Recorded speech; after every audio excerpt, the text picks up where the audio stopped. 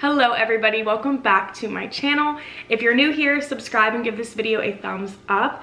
And as always, my Instagram DMs are open, so if you have any suggestions, recommendations, send them my way. So today's video is a highly requested one. Whenever I started my Straight Outta College series, I asked on my Instagram stories what it is that you guys want to see, and budgeting was the top response. I have been out of college for about 8 months now, and during this entire time I've been trying different ways of budgeting, and I feel like I finally nailed my way of doing it. So I just want to share it with all of you because it might be helpful. Before we get into it, I want to give a little bit of background on my financial situation.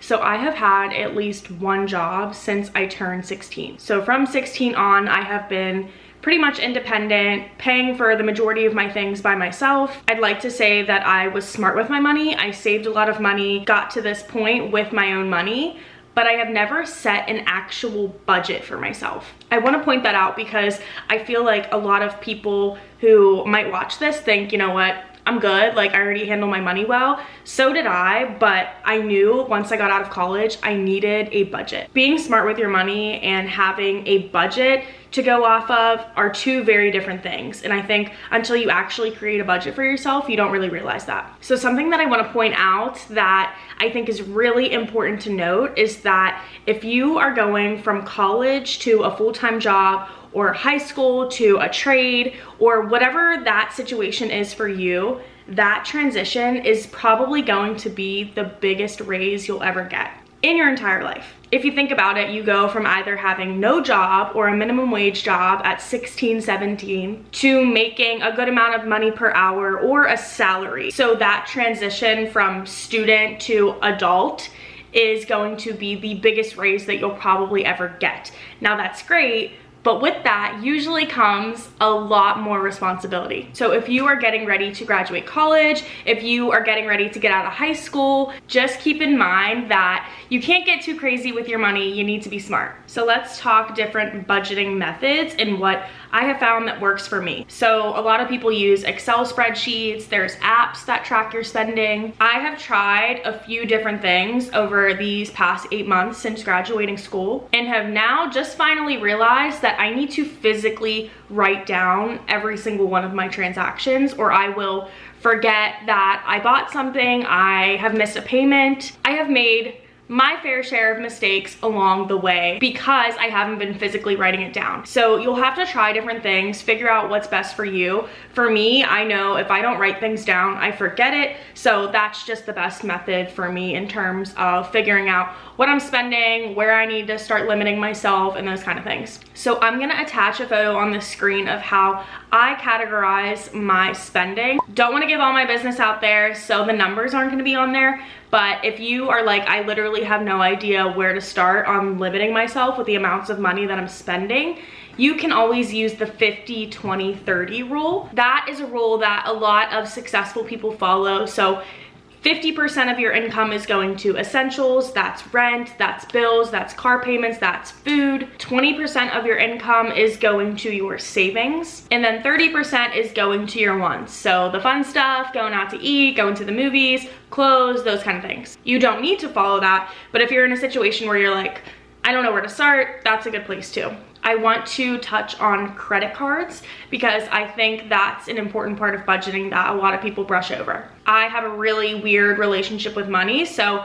I'm super crazy about my credit cards. But if you get credit cards, you handle it right, they're very beneficial in the long run for whenever you get your car, you get a house, those sorts of things. So as long as you're managing it right, it's beneficial. With credit cards, it's important for you to kind of max out the benefits within it. So for example, one of my credit cards, I get 3% cash back at restaurants and at grocery stores. So I use that credit card when I go out to eat and when I go buy my food every week. And that way I'm kind of maxing out on the cash back that I'm receiving. But keep in mind, I have a budget for the amount of money I spend on food every week and out at restaurants every month. So even though I'm using a credit card, I still want to stay within those limits. I have a very strict limit on my credit cards and I pay it off fully every single month. I'm not a financial advisor or anything, but I think that's the best way of going about it and that's the safest way of going about it, and that's just what I do. Now, as far as student loans,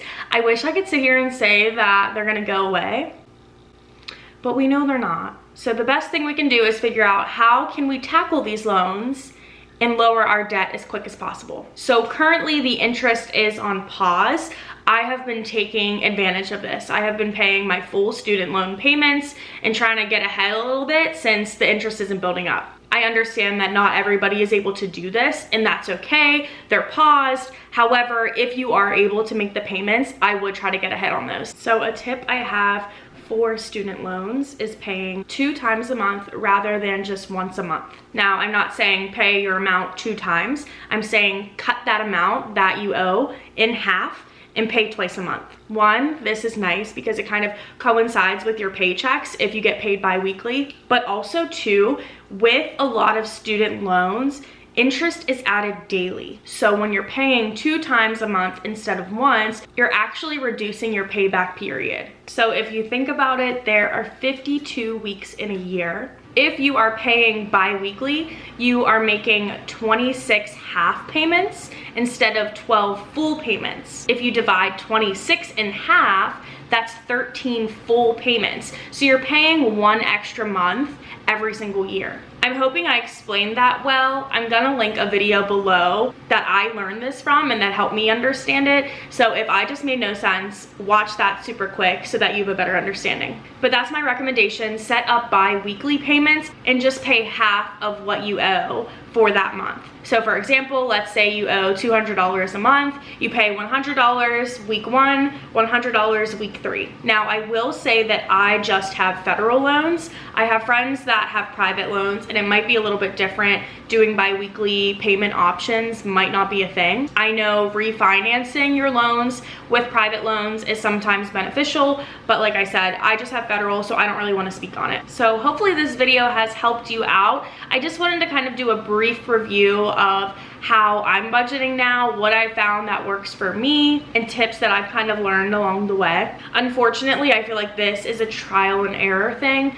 so you kind of have to sit down, try out the different budgeting methods, and just figure out what works for you. But if you found this video helpful, I encourage you to share this with other people. I'm all about everybody getting their money right. Thank you guys for watching, and I will see you in the next video.